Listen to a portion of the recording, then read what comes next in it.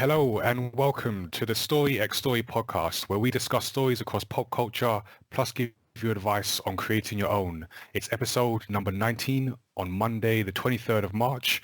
I'm your co-host and mayamada co-founder, Nigel.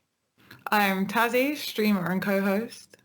And I'm Gina, the show's producer and a freelance artist and web designer. And we have no guests. So funny thing, coronavirus. So this is kind of like the episode where we were going to talk about Onward, Disney Pixar's Onward.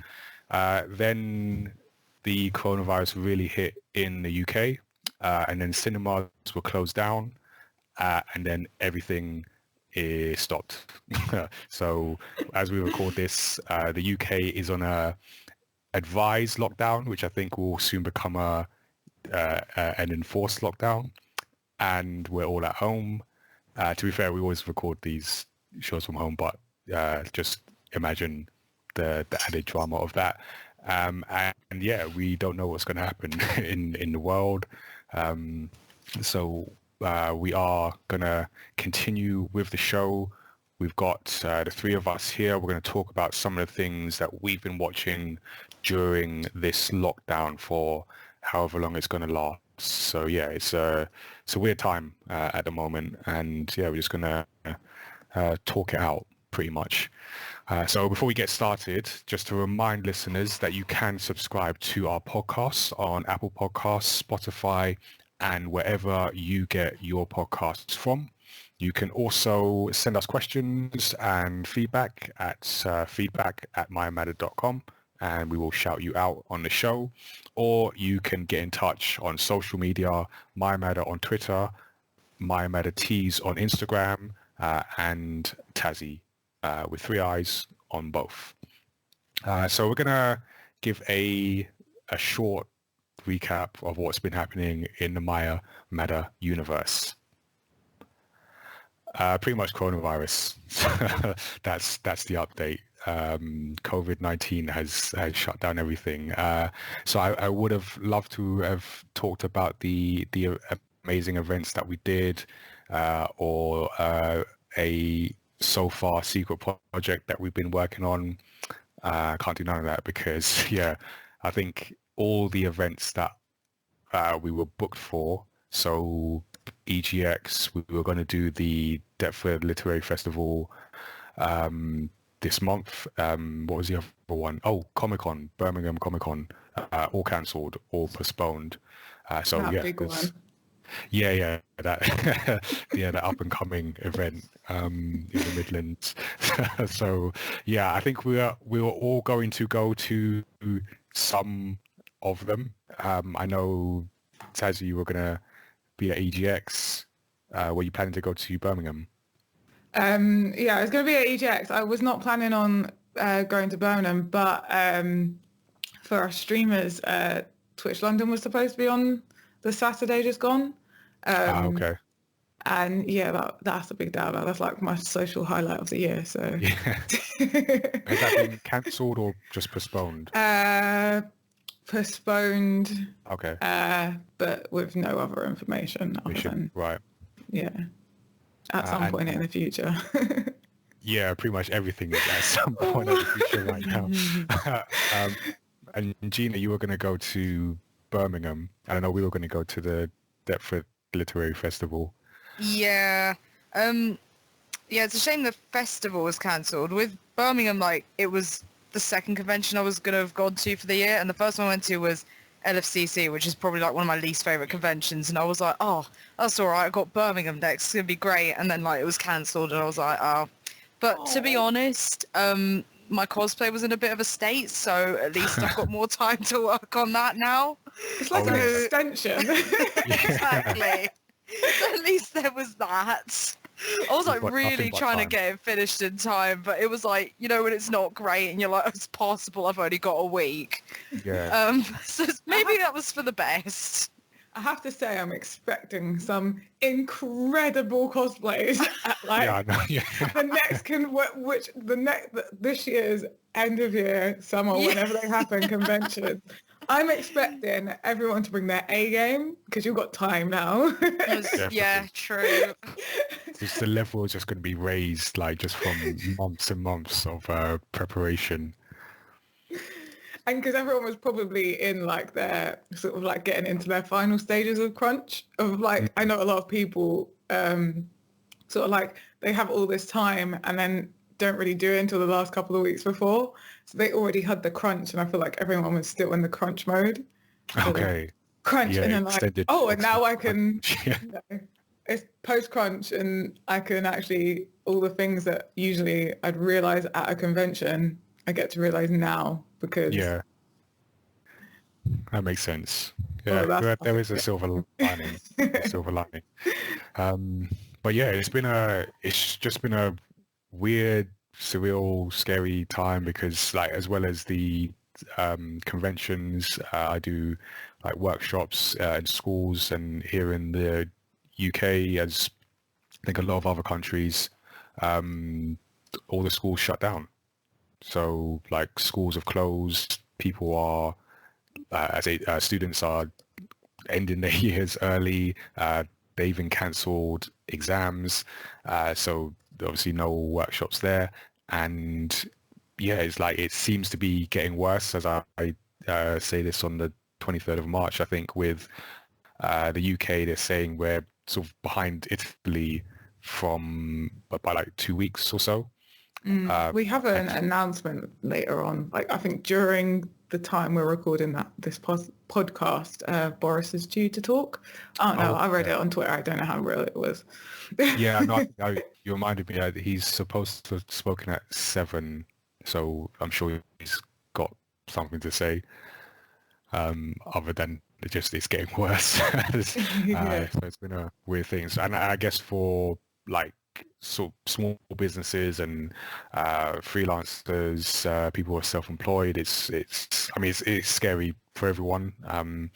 What I found is as a small business, what's important is momentum, and like momentum has just stopped. So even when things do get back to whatever the new normal looks like, it's like picking things up again and just figuring out how it's gonna impact on the year, possibly impact on next year as well, and just how to sort of keep going through like some unprecedented times. I've never seen something like this outside of a film or video game very much, and it's kind of it's just weird.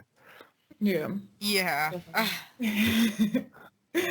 But yeah, there have been some sort of good news. I did today get a delivery of Hot Lunch Collector's Edition.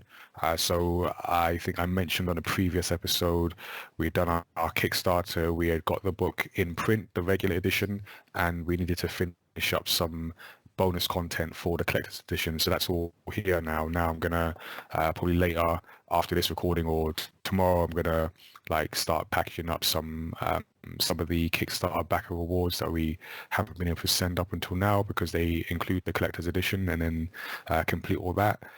One thing the sort of enforced downtime has provided is extra time to work on the next manga. So I've been sort of actively looking at outlining the 11th Hour story, which is the next manga that will come at some point. And it's always good to sort of get time to sort of really get into the story and like outline and then start writing the script and then kicking that whole process off again. So it's there's some good things. I think for everyone that's stuck at home, it's just I guess as best as you can is sort of stay positive, because I think this is going to last for a while, certainly longer than we'd all like. So sort of find those things that you can sort of that do help to stay positive, learn a new skill, do something that you didn't have time for, and now you've got time, you've got nothing but time to get to. And we'll just see what happens really. But we're going to be producing more episodes, might have a few bonus episodes coming, as well as the sort of scheduled episodes that we had already planned for. So definitely stay tuned for that. But like I say, because we didn't get a chance to see Onward, or I actually got a chance to see it. I think I was like maybe the last one in before they shut down cinemas. But so yeah, no one else got a chance to see it. I'm gonna hold my thoughts on that. Potentially, we might pick it up again at another point. But what we're going to do now is just talk about some of the stuff, the shows that we have been watching, and yeah, see what everyone thinks of them. Yeah, so this is a bit of a weird episode, isn't it? Yeah. We don't have any We don't like guests, that. It's weird. so We're alone. we're mainly going to be focusing on what we've been watching, but Gina's been a bit preoccupied to be watching anything. So Gina, what have you been not watching but playing? I don't know why I just don't watch things that much. I prefer playing things, I guess, but I finally got the chance to play Borderlands 3 because it's just come out on Steam, so I've been waiting for that for however long, like 6 months or whatever, since it came out on Epic and like PlayStation stuff.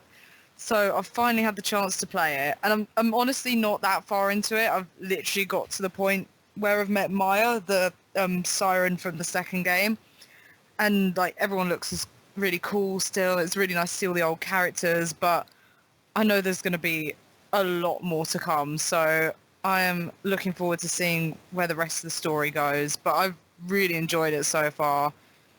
Wait, What's is your Maya favourite gun in the the game? voice? Oh, sorry. I was going to just double check because I've also been playing Borderlands 3, and is Maya the character you meet, and then she kind of has messages that appear on your screen? I'm trying I to think work that's out. Lilith, the other siren. Okay. All right, continue. 'Cause Wait, I've got there's no. like 3 people in this game that appear on your screen. So there was a guy So- who I had to Oh, a rescue, and guy. he's a bit weird. Oh, Vaughn, You're- yeah. Yeah. There you go. Okay, so I've met him. Okay, Is so that- you've already met oh my god. You've already met Lilith then. No. What? I'm mixing. Yeah, you've already met Lilith. Yeah, 'Cause because she's around at the beginning. Yeah. Lilith's the other siren. Oh, right. And then okay, you there might be go. hearing the... Oh, no, wait. I don't want to say something because I can't remember what order everything happens in. This is what happens when So I there's, start like- games at 3 rather than 1 and 2 and then get to 3. There's like 3 characters who you may have on your screen using siren powers. Okay. I've I met think I've one of only seen Lilith so far on the screen, so if I've only got that far, I don't think Nigel would have got Yeah, you further must than have that. seen Lilith. I'm gonna go with you on that. Oh no, yeah, it is. Sorry, I'm like I'll have to look this up now because yeah, I recognize the face. So I've met Lilith and Vaughn. Yeah. So Lilith always communicates like using her siren powers. Yes. So- All right. Yeah. Okay, I'm with you now. Sorry.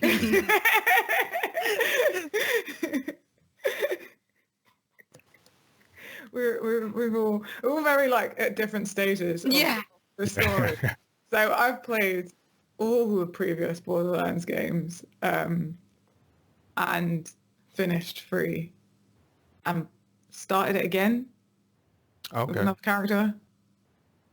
Who are you playing as? Who are you playing as now? And who are you playing as before? So originally started as Flack and now I am playing as I've forgotten their name. The mecha one, the one with the big giant. Oh, Mose, I think. Yeah, Mose, I think that's Oh, it. she's cool. Yeah. I like beasties and mecha, so Two perfect characters. Yeah. Who are you playing for us? Oh, Amara, the siren. I love sirens. They're my favorite. I was like, when I played pre-sequel, I was like, where's the siren? And what's the deal with the sirens? They're kind of like if you was to play like a fantasy adventure, they'd kind of be like a mage, I guess. Okay. I think there's only like 7 of them allowed to exist at any given time in the universe, and they're all female.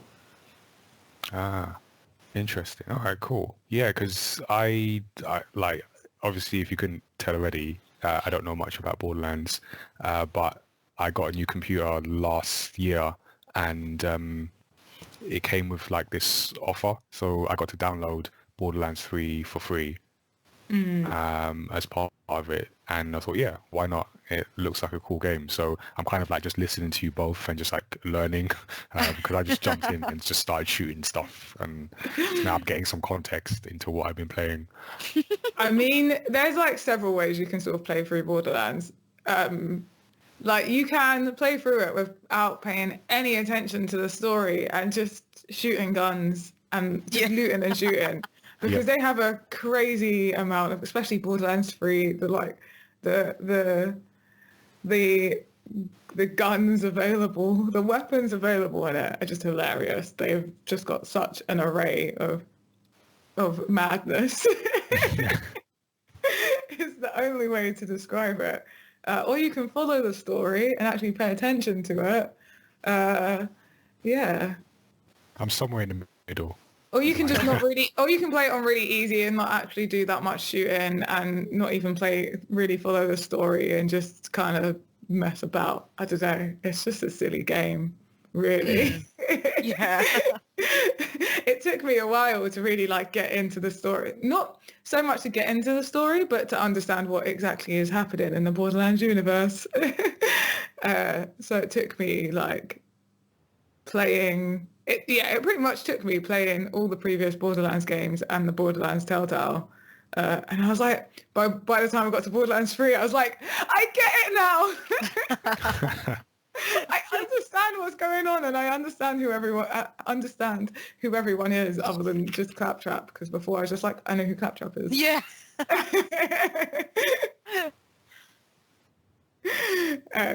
So yeah, no, you're not. It's not weird to be lost in Borderlands. Yeah, there's got a lot going on, to be fair. Yeah, I get that sense. But yeah, so in terms of what I've been watching or rewatching for the first one is The Witcher. I think I've actually spoke about The Witcher on the podcast before. I'm guaranteed I spoke about it before. Yeah. It's I The know we Witcher. spoke about it before. Yeah. But yeah, I'm actually re-watching The Witcher because I enjoyed it so much. And at the moment, I've been surprisingly busy since we've sort of been advised to stay indoors. And I mean, I do stay indoors a lot anyway, so it's probably why I've been quite busy. But I did have like a week's worth of shoots cancelled, so I would have been on a shoot all last week. But that was all cancelled, obviously, as we know, a lot of film and TV is at the moment. Yeah. So you'd think, oh yeah, I've got like so much more time on my hands. I never have more time on my hands. Like I always have a list of things that need to be doing, but also I have like a new opportunity that came to me. So I've been working a lot on that. So I started rewatching The Witcher to have as just like something on in the background and in between stuff, because I didn't want to start something. I'm cautious to start something new because I don't want to get sucked into it when I've got stuff to do, which is the danger of working at home. And if you've always sort of worked at home, you kind of know that danger and know how to avoid it. So you can be productive. But yeah, I am on I just finished the episode where he... wait, how far are you, Nigel? I don't want to spoil So I've watched it all. Oh, you've watched it all? Okay, great. Yeah. Should we give a spoiler warning for spoiler The Witcher? warning for Okay. The Witcher and everything else, I guess. Yeah. Yeah, I've just finished the one that I forgot what it's called, like a Strega or something. The princess that's a monster because she grew in her dead mother's womb. Yeah, that one. I've just finished that one again. But I think rewatching it is like a really good take because of the time jumping. The first time round, it took me like near the end to be like, oh, all of this has been happening like not chronologically. So yeah, how are you finding The Witcher? How did you find The Witcher, Nigel? Because I think the last time we spoke about it, you said you was gonna start watching it. Yeah. Actually, yeah, because if you said I have to watch this, so I went, raised it in a priority list and then started watching it. So I enjoyed it. I enjoyed it with a but. So I like the fantasy setting, so that's kind of got me initially. I will also say that I've not read the book or played the game, even though I'm pretty sure I'd really like the game. Not sure I haven't played it, but there you go. So I'm coming into this just completely fresh, even though I know of the character. Obviously, I know of the game, but in terms of like the world and all the relationships and progressions, it's all new to me. So what I know of The Witcher, I'm getting from the show and nothing else. So I like the fantasy setting, like I said. I don't know how the Geralt, how his performance or Henry Cavill's performance as Geralt was perceived. I quite like it just because he just struck me as the world weary character who's just in a way ready to die. In a weird way, I got that feeling for him. Like he's obviously he's revered. His name is known. He's like really powerful, but he's just tired of it all. I got that really in the early stages. So I liked his character. I also liked how he had this thing where we're protagonists where what they say doesn't match up to what they do, and that sort of makes things interesting. So what he says is like, I don't want to be involved, basically, but he kept putting himself in positions to be involved. So I thought that was an interesting like story take. I felt Yennefer was a very interesting character in this, and yeah, I just kind of enjoyed it. So the thing that did throw me off was the time. Was there a point where everything skipped forward? So it kind of jumps, and you have to pay attention to when what is happening, if that makes sense. Did that sentence even make any sense? Yeah. I think it's a hard thing to. So the first episode, is it the first episode is you're kind of like in the present as in terms of how the storyline's going, and then pretty much most things in between are in the past. Well, yeah, it's like nearly everything in between is in the past, but then they're all kind of like in different points of the past, especially when it comes to like Yennefer's character. Yeah. And you have to kind of pay attention, and then you start to kind of figure out like, oh, that happened before then, but after that. Right. Because that obviously I wasn't paying enough attention. That completely it didn't throw me because I was just watching them. But there was a point where people started talking about things that had happened before, or like a certain period of time had passed, and it was a pretty significant period of time. I was like, wait a minute, you all look the same for one. When did that jump happen? I think we have to remember as well, because the sort of, I suppose the main two characters a lot of the story is focused on is Geralt and Yennefer, who obviously both don't age. Yeah, that is true. So I got that. I guess the thing that, because then and obviously the witch is, not the witches, the mages. Is that the term used in the show? Yeah, mages. Geralt calls them witches. So okay, yeah. So because I guess none of them age either. Yeah, they don't age how humans age. Yeah.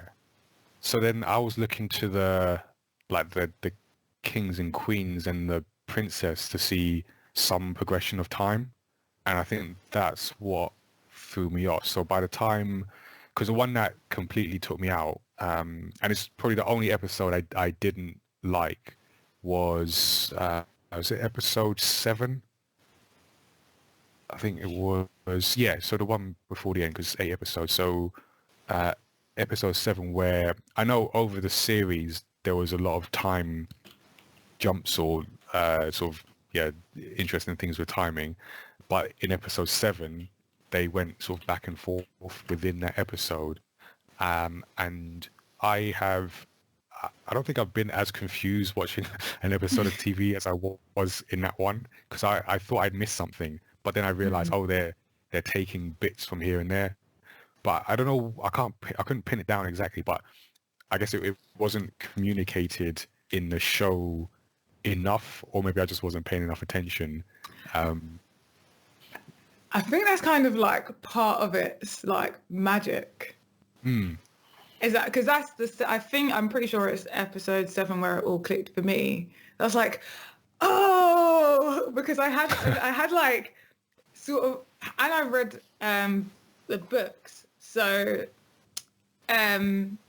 like I had all these things flooding into my brain and memories and things, and it all got a bit kind of like confused. And then sort of as we're going along, I was like, wait, is that? And is that from there? And then episode 7 was like where it all kind of just like slotted into place.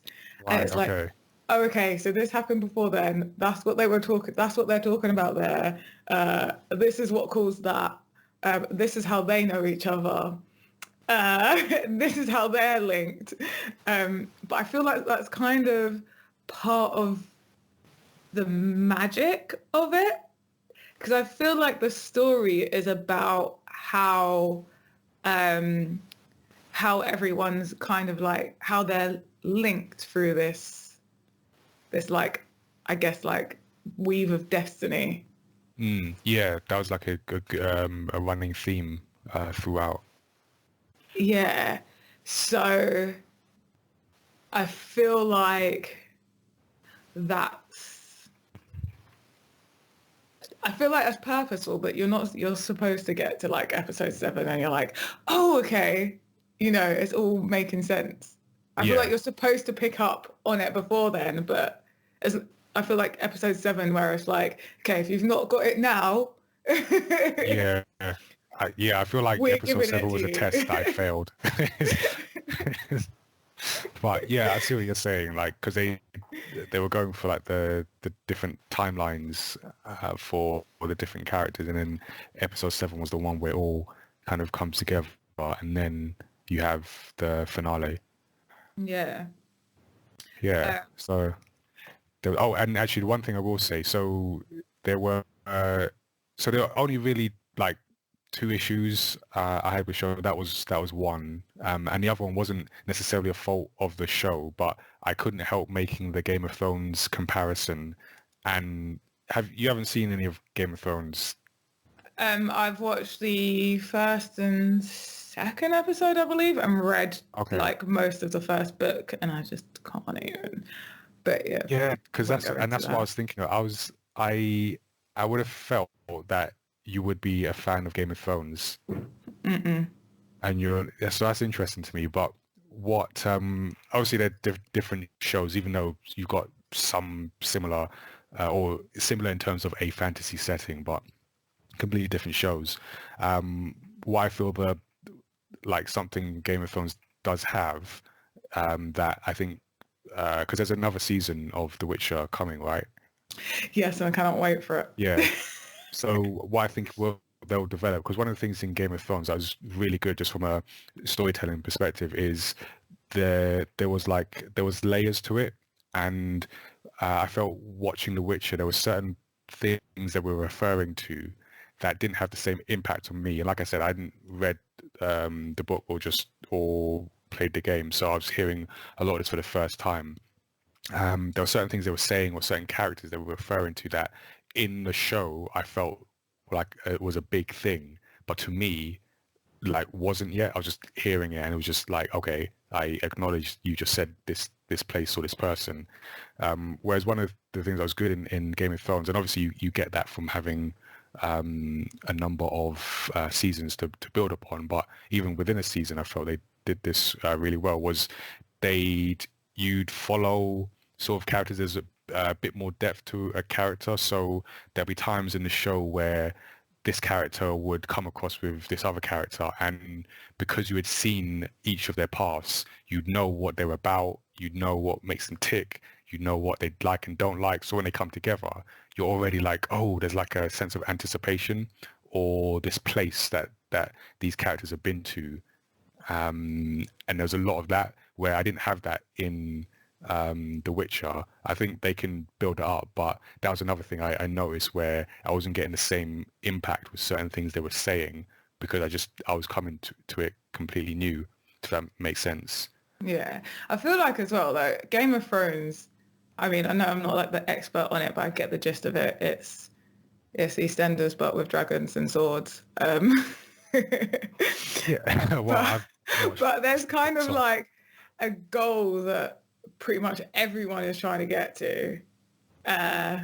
Yes. And you're kind of following everyone's journey to that goal. Whereas in The Witcher, kind of no one has a goal. Like The Witcher, like Geralt himself is just going around the land doing his job.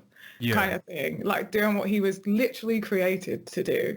It's not even like he chose to be a Witcher. He was created.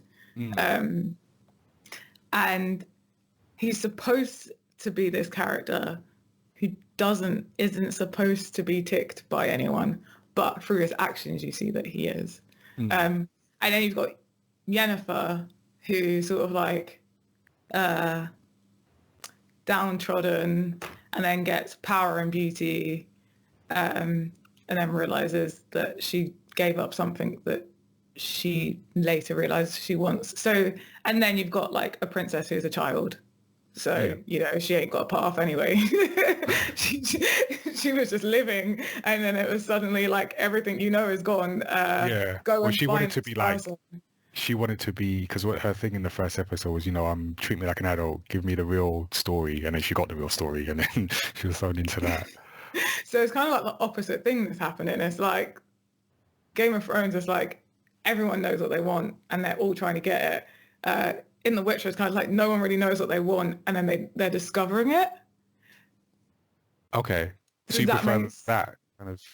I can't. Well, no, I feel the like, reason why I prefer The Witcher to Game of Thrones is because The Witcher has hope and Game of Thrones has none. Okay, I see that. I can see that there's hope in places, but yeah, if you're looking for a positive outcome, both within the story and the way the last season played out, yes, there is little hope. However, I've got a feeling you would like some aspects of Game of Thrones. I might be wrong, but I'm just watching this. I feel there's a lot of this in Game of Thrones. I've tried, so my attempts have not been futile. Like I have tried, and there are aspects of Game of Thrones that I like. Daenerys, for one, is amazing. It's a great character until the end. And then like the direwolves that killed are great, but there's like these little aspects, but the overall trend of it is like drama, death, and ultimately everyone's gonna stab you in the back. There's also some of that. And it's like, it gets to a point where you're like, I don't even want to invest in anyone. Okay. So I can't invest in the story because it just hurts. Like, and I'm not someone that likes a lot of drama either. So that's why I really compare it to EastEnders. When I read the first book, I was like, oh my God, it's EastEnders, but there's dragons. Like...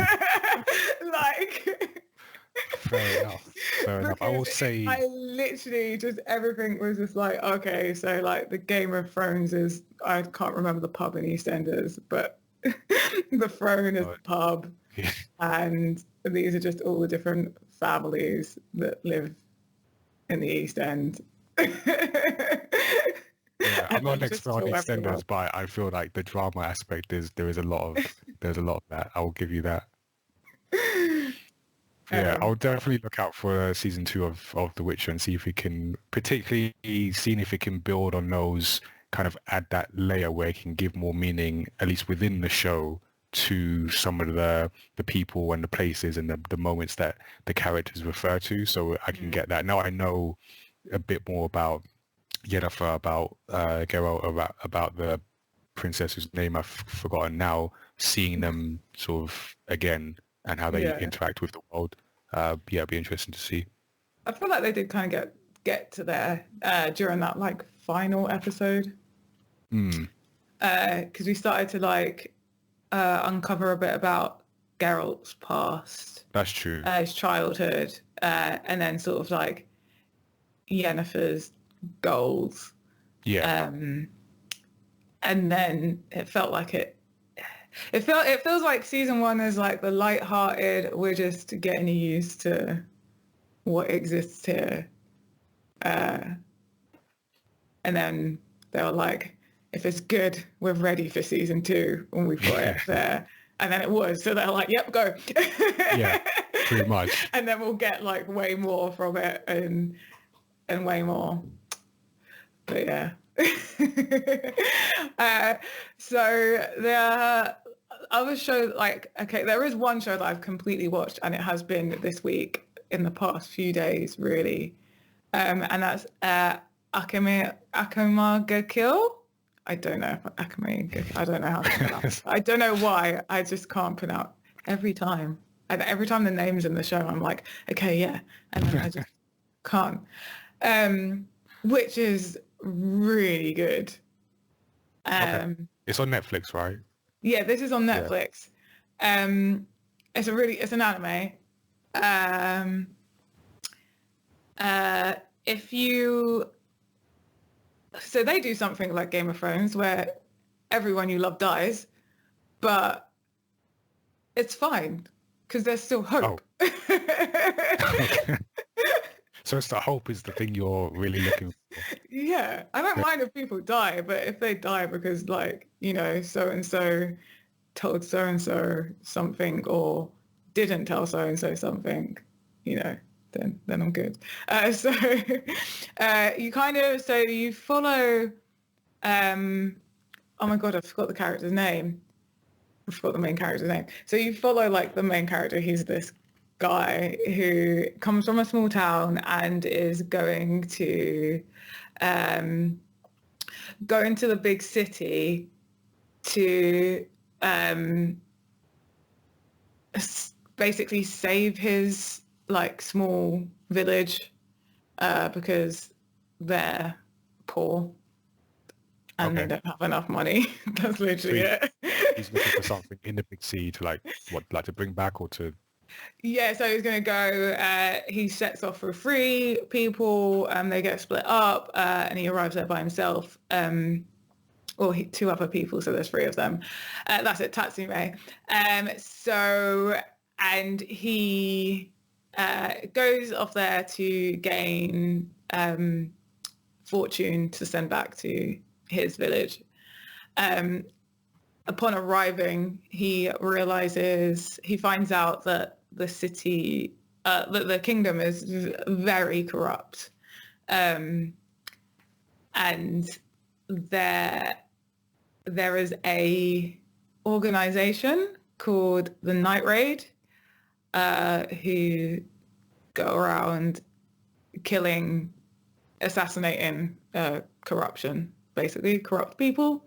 Okay. And he wanted to join the Knights, but he somehow gets roped into joining the Night Raid instead, which obviously is completely opposite to the Night. Yeah. And he meets the team, which consists of like a few different people who each have these weapons called what are they called? I cannot remember what they're called. but they're like these special weapons that have been developed by like one of the first kings or something, an ancient king, like they're called imperial arms, and they were created by a king about 900 years in the past. They're all made from rare materials, combined with something called danger beasts, which are like the main natural threat of the world. Come in all shapes and sizes and different levels. So you've got like S-class beasts and blah, blah. And so these weapons, there is a limited amount. I think there's like 40 or something, like between 40 and 50. So there's like a limited amount of weapons, and they like have to bond with you to be able, not anyone can use them. Your powers have got to match or something, emotions and powers. Is bonding like a process, or you just match? Like you match with them. So like you have to, it's I don't know how they explain it in it. It's a bit hard to explain without just watching it. But it's like a combination of things that make people be able to use them. And one of the things is like at first you'll know that you like it, like but you kind of have to mesh with the weapon. Right. Normally it's like somewhat tied to emotions. So the weapon that people bond with generally is like their emotions match with it, but it's kind of a bit more complicated than that. They just have to match. It's kind of like falling in love, I guess. Yeah. Okay. Everything has to align for it to be right. Yeah. And if someone tries to use one that doesn't align with them, often you'll just die from its power or get injured from its power. It won't just be a case of, oh, it's just not working. It will probably damage you. But yeah, and when two fighters of these imperial arms fight each other, one of them, they say like one of them is bound to die. So someone is dying in that fight, or both of you are dying in that fight. You're not both surviving. Like that's just not possible. Right. All right. High stakes. Yeah. And so they go around trying to eliminate the corruption in the kingdom as you follow the main character, or the main character that you follow. And a lot of people die. You do just if you're watching it, go into it expecting there to be people that die. And Okay. I don't want to spoil it any more than that. Just like, not everyone. It's not like everyone you love will die. There's just people and you're like, oh, okay, this is an anime that doesn't just, you know, like in anime, you always expect like someone to just be like, oh, I believe in myself and I'm going to survive and live. Yeah. That's how I'm going to bring food and yeah. Okay. Yeah, no. Okay. It's just, no. It does happen, but it doesn't as well. So just, the thing is, the more I speak, the more I'm like, if you've not seen it, then I'm really ruining it for you. And I don't want to do that because it's so good. But I feel like knowing that's not gonna ruin it for you. Yeah. Now you're probably just gonna be on edge watching it. Like, is there someone that's gonna die? Well, it has come up on my list, and I think it is actually. I put it in my list, so now you've sort of like sold it to me. I'm gonna make sure I do watch it. And there's also some really like crazy ass characters in it. So like they're literally insane. Like there's no other way to find them. And they're like such well sort of designed characters. And you sort of, you feel for everyone. Like there's no, and they're very self-aware. The characters are very some of them are very self-aware.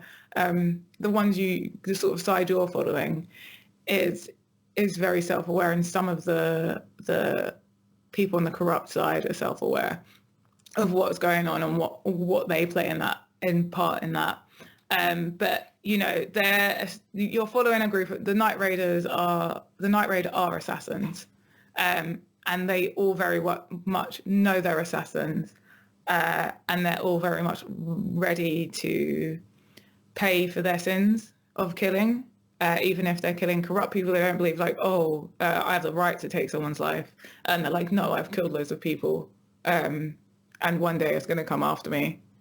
So, which is nice. But you also, on the other side, you sort of see characters and you don't think immediately like they are evil. You think they just see stuff from a different point of view. And then some of them you're like, nope, you're just straight up evil. And others you're like, oh, okay, so you're actually not any different from the Night Raid. You're just on a different side. Sure. So there's some empathy, if not sympathy, for like even characters that are maybe villains, but you understand why they're like that. Yeah. Right. And then there's some very interesting relationships. And Tatsumi, he meets a lot of gals that do kind of love him. Okay. Yeah, it made me think when I was watching it. I was like, is there anime where that isn't like there's like a fight in anime where a girl, like everyone falls in love with the girl you're following? I just can't think of them. I guess there must be, just because there's so much anime. I can't think of one. Yeah, because I need some of those. So if anyone, yeah. Which I think is like way more realistic as well.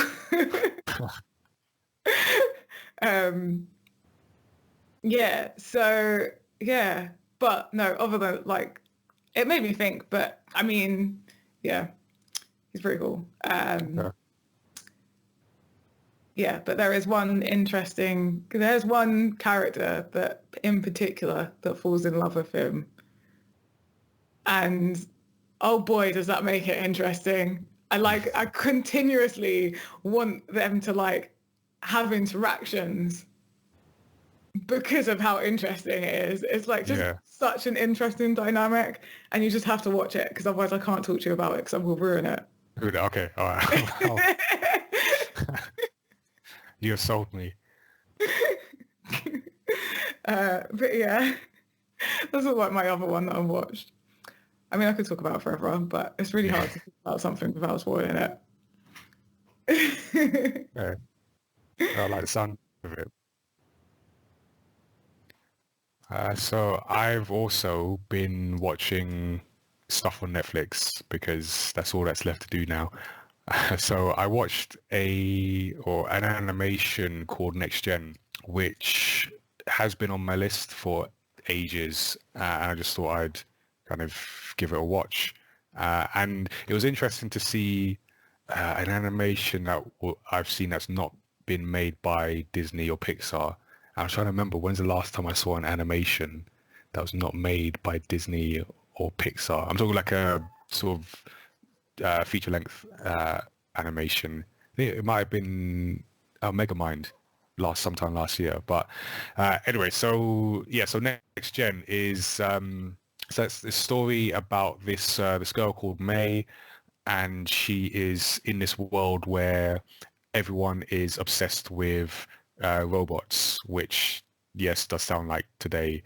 But robots have kind of taken over. If you think how we're obsessed with our smartphones, robots have kind of taken over in that respect. So everything's a robot. So you have like companion robots. There's like the toothbrush is a robot. There's a point where she eats like a bowl of noodles, and the noodles is a robot. But wow. yeah. So it's just robots are everywhere. So this girl May.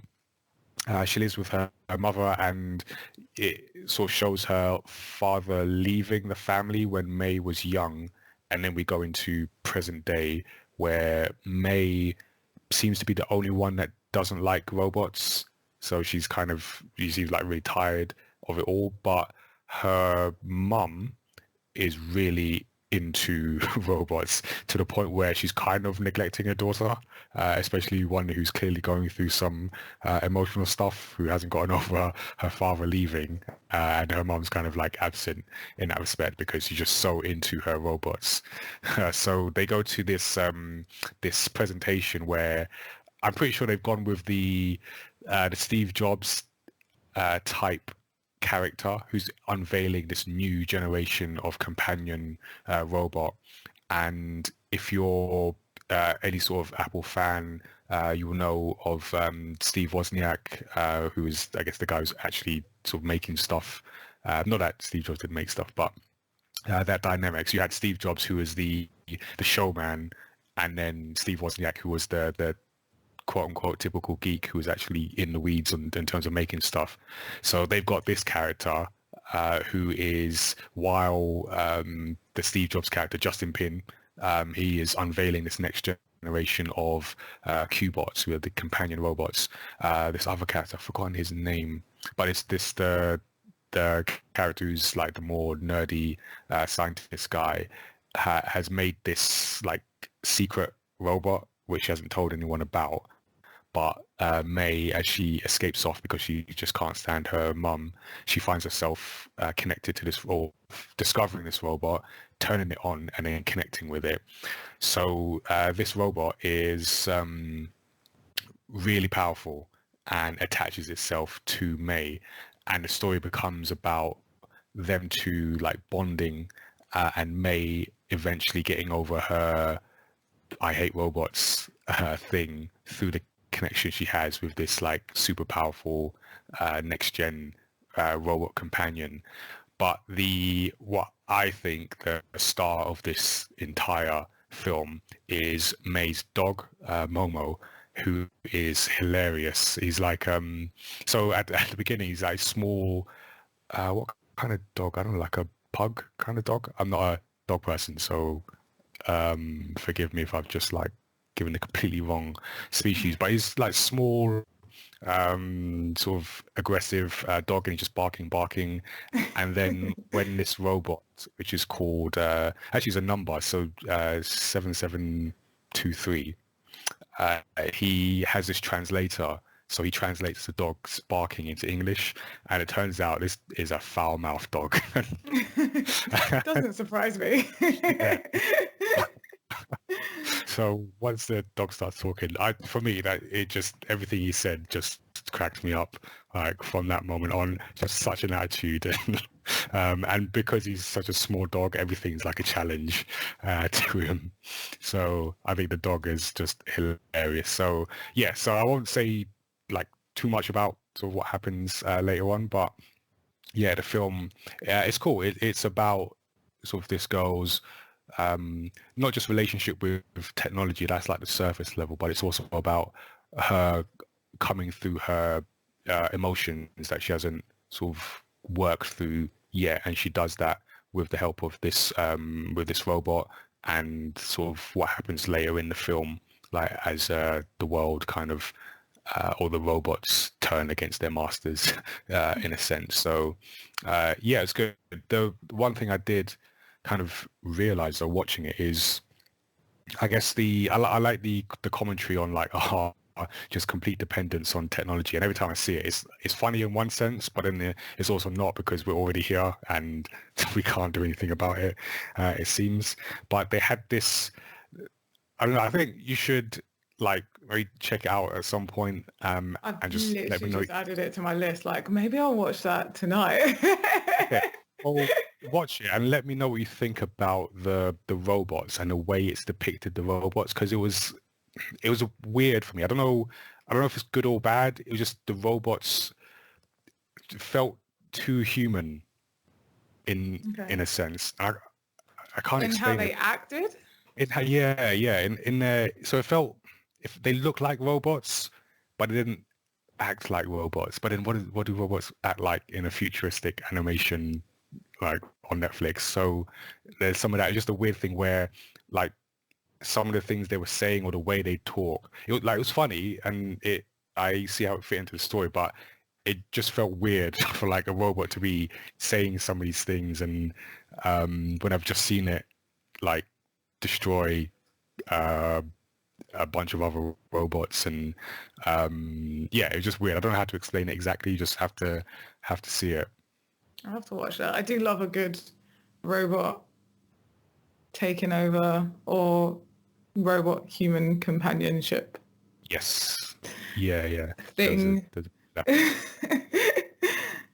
Yeah, there was a bit of that, and yeah, it was a good watch, and I think just aside from the robots acting a bit too human for me, yeah, it was a cool film, and like I say, it was good to see, yeah, just to see what everyone else is doing that isn't Disney and Pixar in terms of animation. It made me realize maybe I should like make an effort to watch more non-Disney Pixar things, as much as I love Pixar, but yeah. Yeah, we definitely need to I feel like as a podcast need to expand our horizons beyond the Disney universe. It's just so easy to get caught in Disney. Yeah, and they are everywhere, and they are really good. And they have just launched Disney Plus. So yeah, that's you. So they got us. But you know what? Saying that, bit off topic, but I really want DC's thing. I thought it's called DC. Well, they got a streaming service. Yeah, but I think it's not just it's TV, movies, and comics. Yeah. But there's like no talk of it being available in the UK, and I'm like, because I really wanted to watch some Batman and Harley stuff, and I can buy it like on different things here, but I can't just stream it. It's not like available to stream on anything. And it's like works out quite a lot of money if I was to like buy all the seasons and all the films that I want to watch. Yeah. And DC I'm like, does really good animated films and watch Harlequin. And I really wanted to watch the Batman and Harlequin from animated film from I can't remember. I think it's like 2 years ago. Yeah, I'm very much on a I want to binge Harlequin stuff right now, and I can't because all of it's DC and it's behind a DC wall of not like in my country. Territorial wall. Yeah, well, a virtual territorial wall. So I don't know. I guess I just have to get a login from somewhere and run a VPN. Get someone to give me their login. There are ways. But why? Come on, DC. Come on. Like, otherwise, Marvel's just going to take over everything. I love Marvel, but it's always good to get different voices, I guess, And I'm so, I've said it before, like, in terms of DC films, I'm not the biggest fan of a lot of their stuff.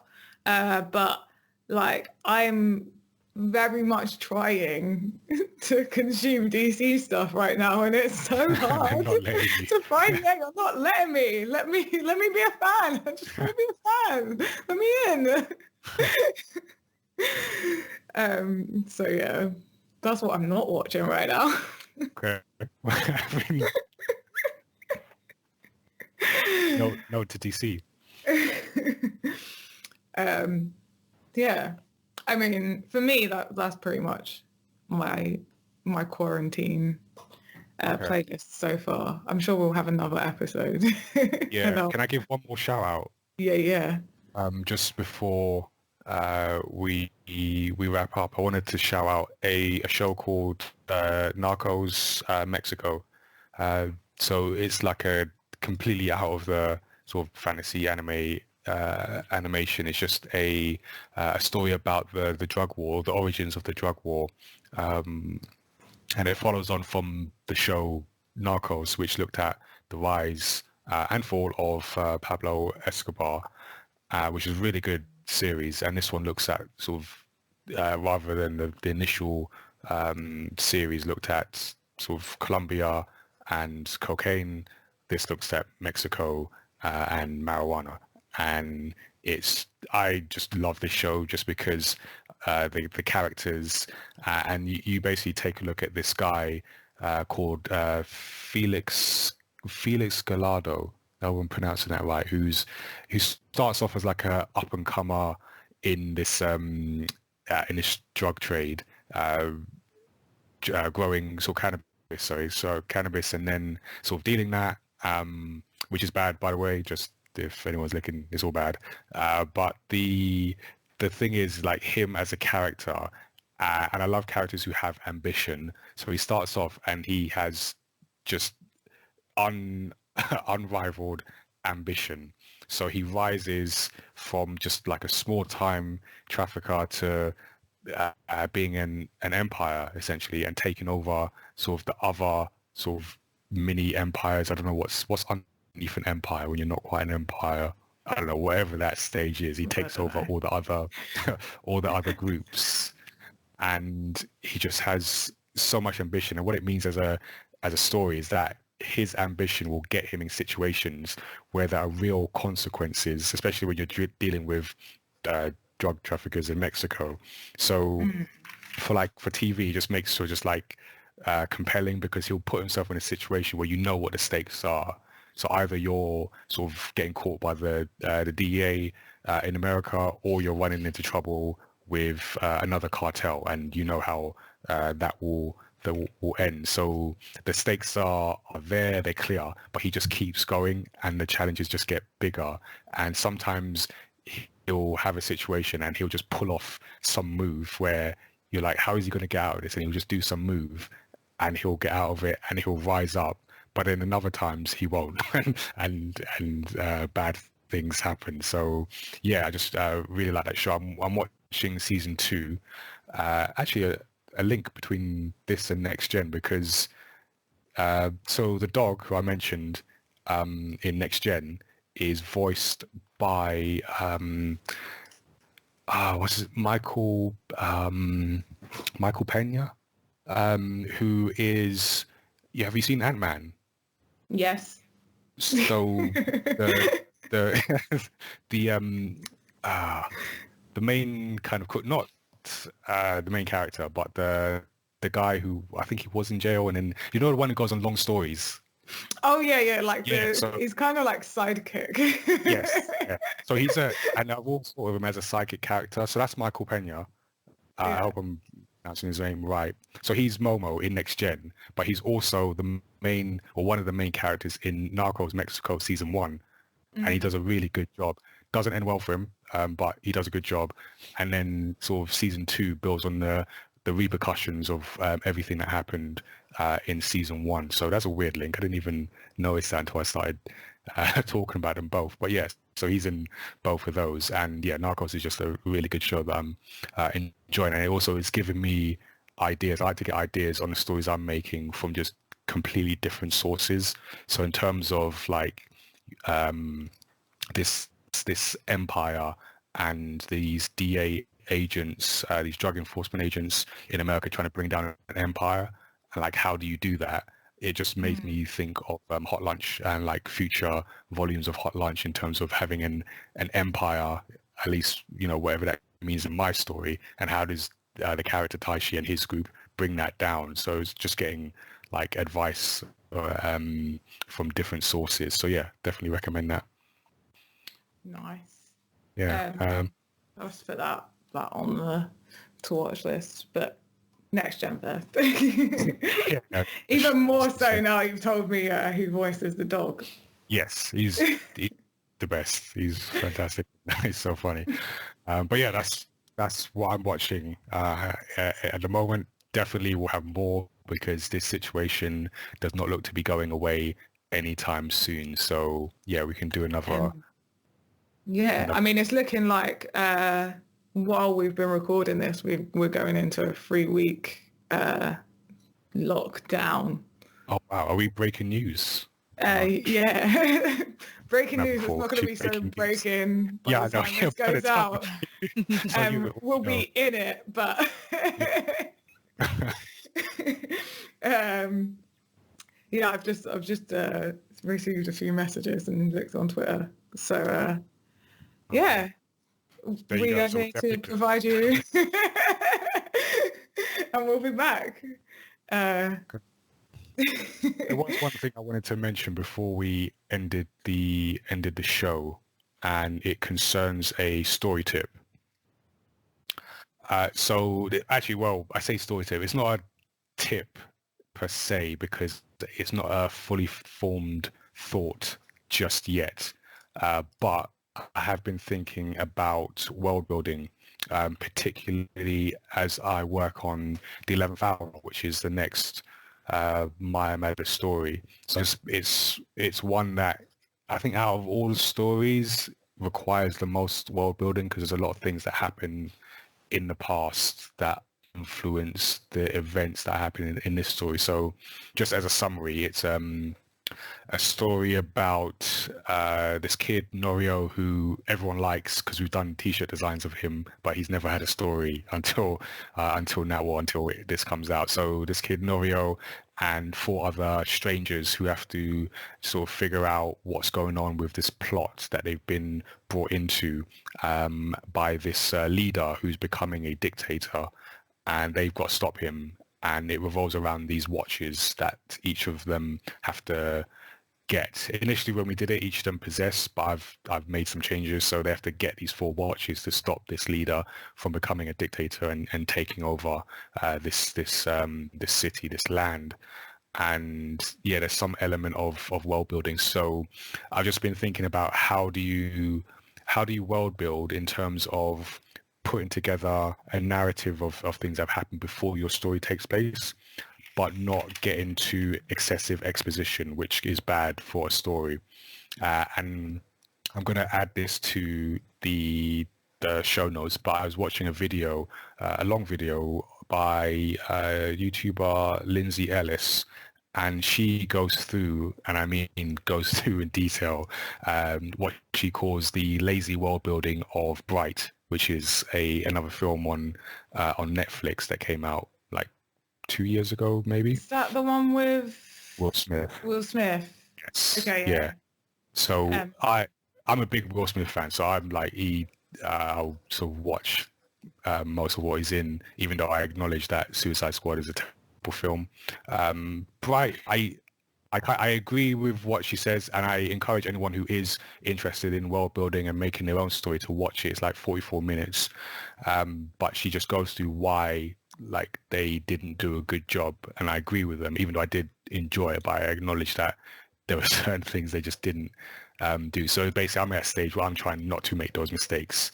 So yeah, I just wanted to put that out in terms of world building and people making their own stories. How do you like build this fantasy world? Or it doesn't have to be a fantasy per se, but just this this world that is relevant to your story and make people feel like they're in it and it matters, but without going through long stretches of here's what this is and this is why this is important and this is what this is going to matter, because that makes it to a boring story. So I'll come back to this thought once I've made a bit more progress in writing the 11th Hour and maybe come back with some specific tips. That would be great. Yeah.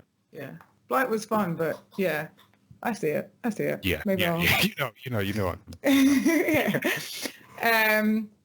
So yeah, again, we don't have a guest segment today, and we don't actually have any listeners' feedback or questions, which is understandable. We did last minute change the topic. But if you do have any feedback or questions, or even suggestions for things for us to watch on Netflix or any other streaming service, if we have it available, we will try and check out everything. We're very much up for recommendations at the moment. So yeah, if you do want to leave us any feedback, questions or suggestions, you can contact us on email, which is you can contact us via email, which is feedback@mayamada.com, or on social media @mayamada on Twitter, @mayamadatees on Instagram, or @Tazzii on both.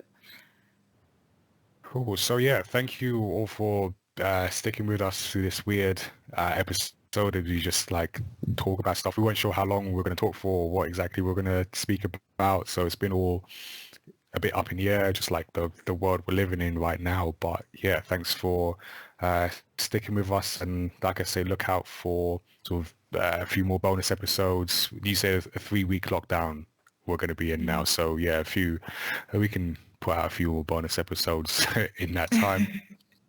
But as always, you can subscribe, follow us, download our podcast wherever you can find podcasts, Apple Podcasts, Spotify. You can also follow us on Patreon and support us there to get episodes 24 hours early. I did mention the Hot Lunch Volume 1 Collector's Edition, which is available on our website, along with the other editions, regular and variant cover. So you can just go to mayamada.com/manga. Yeah, keep an eye out for Gamepad because we had to postpone that. I don't think I mentioned that at the top, but we've had to postpone Gamepad, which was due to take place in June. It will now take place ? We're just going to monitor the situation and see when it makes sense to sort of put out an event of any kind, really. So we're just waiting. But yeah, until then, like I said, we'll be putting out more episodes. Our next episode, we'll be talking with an illustrator and comic creator, Mikiko, who will be joining us for an interview, and we'll be talking about her journey and learning about sort of her process as a comic and manga creator. Yeah, so again, our address is feedback@mayamada.com. Send us your feedback, your thoughts. Let us know what you have been watching or will be watching. The website is mayamada.com/storyxstories. So until next time, stay safe and stay tuned because we will be back to talk to you a lot more. Bye.